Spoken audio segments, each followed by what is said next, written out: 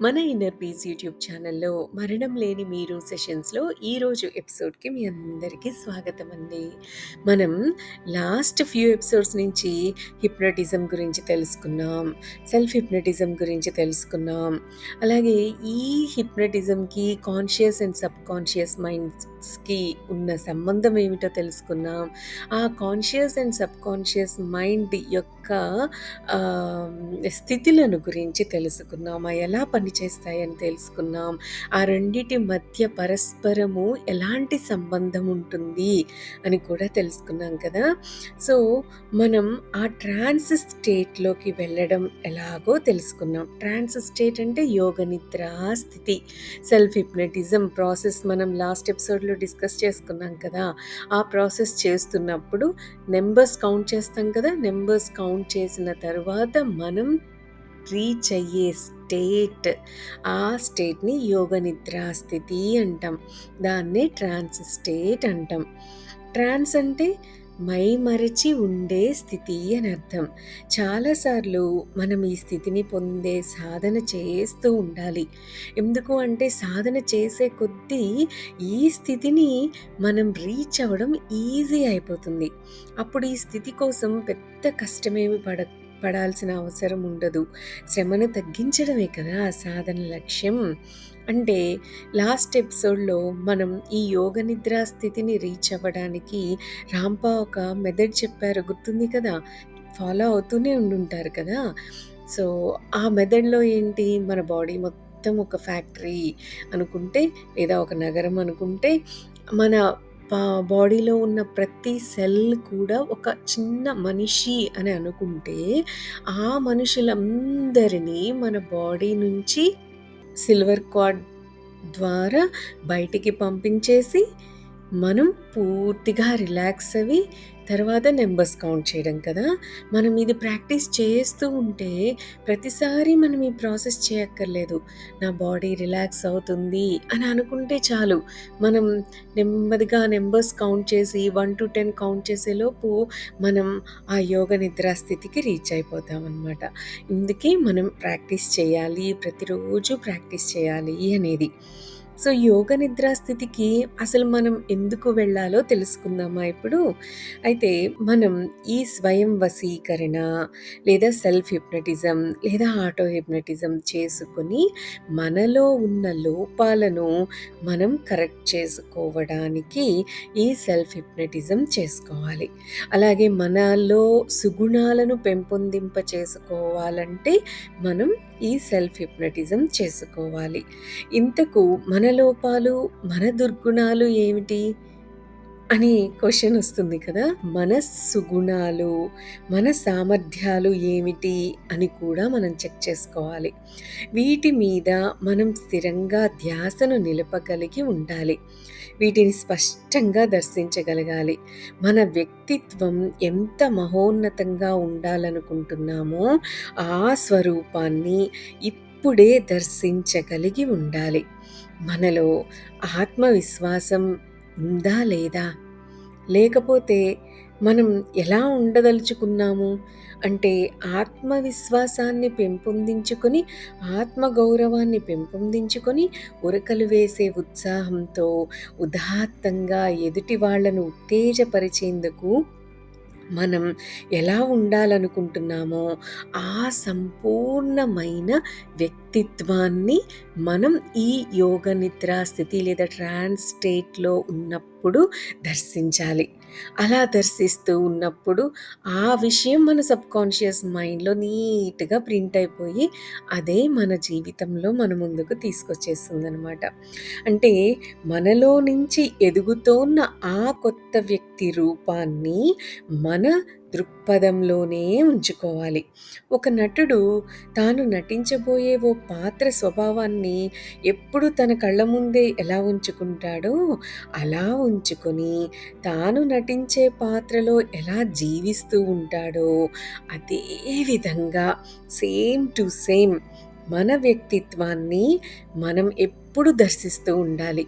అంటే మనం ఎలా ఉండాలి అన్నది మనం ఫస్ట్ డిసైడ్ అయ్యి మనలో ఉన్న సద్గుణాలను, సామర్థ్యాలను మనం కనిపెట్టి మనలో ఉన్న లోపాలను, దుర్గుణాలను కూడా మనమే కనిపెట్టి, వాటిని కరెక్ట్ చేసుకుంటూ, మన వ్యక్తిత్వం ఎలా ఉండాలో మనం చక్కగా దర్శిస్తూ ఉండాలి నిరంతరం.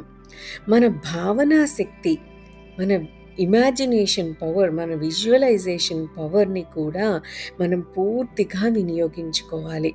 మన భావనలో మనం ఇంతకు ముందు కూడా చెప్పుకున్నాం.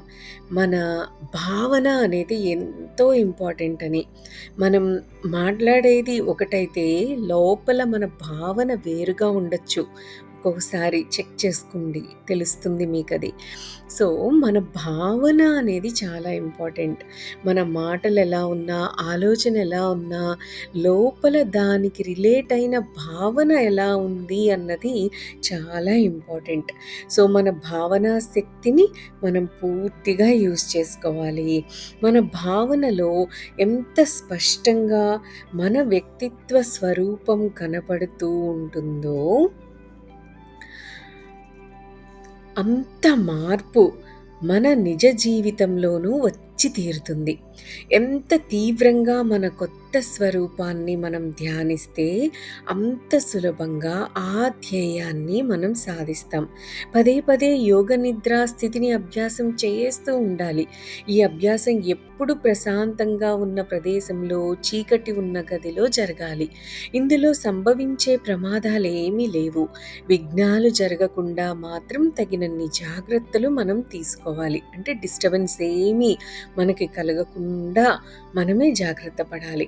ఎందుకంటే ఏ డిస్టర్బెన్స్ కలిగినా, ఫర్ ఎగ్జాంపుల్ ఓ బలమైన చల్లగాలి మన మీదకి వీచినా చటుక్కున ట్రాన్స్‌లో నుంచి మనం బయటికొచ్చేస్తాం. మనకు మెలుకువ వచ్చేస్తుంది. ఇందువల్ల జరిగే ప్రమాదం ఏదీ లేదని మళ్ళీ ఇక్కడ మనం గుర్తు చేసుకోవాలి. ట్రాన్స్‌లో నుంచి బయటకొచ్చేస్తాం. మళ్ళీ ప్రాసెస్ స్టార్ట్ చేయాలి అంతే అనమాట. సో, మనల్ని మనం హిప్నటైజ్ చేసుకొని యోగ నిద్రలోకి వెళ్ళిపోయిన తర్వాత ఆ ట్రాన్స్‌లో అలాగే మనం ఉండిపోలేము.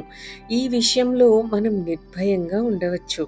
ఇప్పుడు ఈ విషయం స్థిరం కావడానికి ఒక ఎగ్జాంపుల్‌ని గమనిద్దాం. ఒక రోగి స్వయం వశీకరణ నేర్చుకున్నాడు. అయితే బోలెడంత అనుభవాన్ని సంపాదించుకున్నాడు. తన గదిలోకి వెళ్ళి దీపాలన్నీ ఆర్పేశాడు.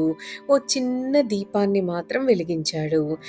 తలపైన తన కంటి చూపు ప్రసరించే దానికంటే కొంచెం ఎత్తులో ఆ బల్బు వెలుగుతూ ఉంది. మిణుకు మిణుకుమంటూ. వెళ్ళి తన పరుపు మీద సుఖంగా పడుకున్నాడు. కొన్ని క్షణాల సేపు తన శరీరాన్ని పూర్తిగా రిలాక్స్ అయ్యే ప్రయత్నం చేశాడు. తన బాధల్ని, కష్టాల్ని వదిలించుకోవడానికి.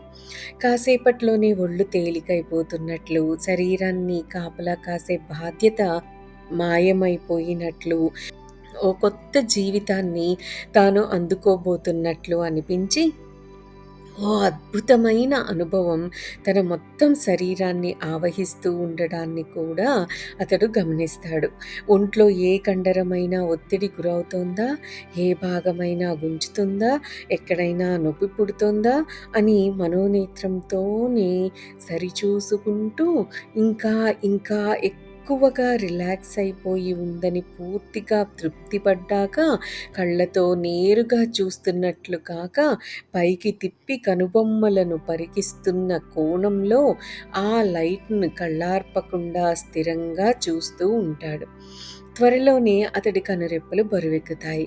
అలా కాస్త సోలిపోయి మూసుకొని 2, 3 క్షణాల్లోనే మళ్ళీ విచ్చుకుంటాయి. కళ్ళల్లో కాస్త తేమ, నీళ్లు తిరుగుతాయి.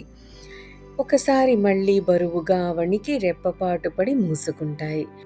అతడి కళ్ళు పూర్తిగా అలసిపోయి ఉంటాయి కనుక, మైమరుపు లోతుల్లోకి అప్పటిదాకే దాదాపు చేరుకొని ఉంటాడు కనుక, ఈసారి అతి ప్రయత్నం మీద అతడి కళ్ళు తెరుచుకుంటాయి. ఒక సెకను లోపలే అవి మూతపడి గట్టిగా మూతపడే ఉండిపోతాయి. శరీరం ఇంకా తేలికపడి ఉంటుంది. శ్వాస తేలిగ్గా ఆడుతూ ఉంటుంది. ఆ రోగి, ఆ సాధకుడు, మీ ఇష్టం వచ్చిన పేరు పెట్టుకోండి ఆ సాధకుడికి. అప్పటికి ఇక పూర్తిగా ట్రాన్స్‌లో ఉంటాడనమాట. యోగ నిద్రా స్థితిలో ఉంటాడు.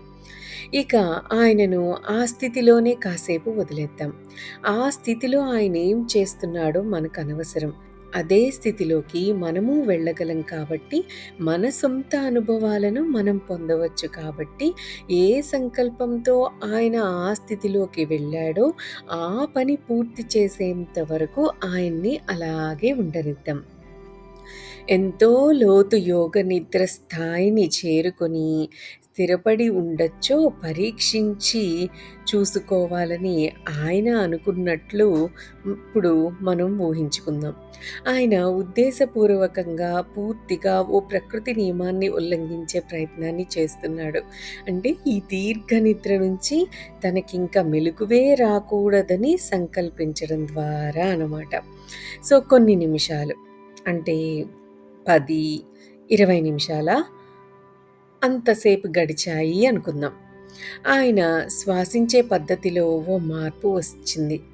ఇప్పుడాయన యోగ నిద్రలో లేడు. మామూలు గాఢ నిద్రలో ఉన్నాడు. సుమారు ఓ అరగంట తర్వాత ఆయనకి పూర్తిగా మెలకువ వచ్చేసరికి, ఓ పూర్తి రాత్రి నిద్ర వల్ల సేద తీరితే కలిగే ఉత్సాహం కంటే అధికమైన, అద్భుతమైన నూతనోత్సాహంతో నిద్రలేచేస్తాడు. యోగ నిద్ర నుంచి బయటికి వచ్చేందుకు చేసే ప్రయత్నంలో మనం విఫలం కాలేము. అందుకు ప్రకృతి ఒప్పుకోదు.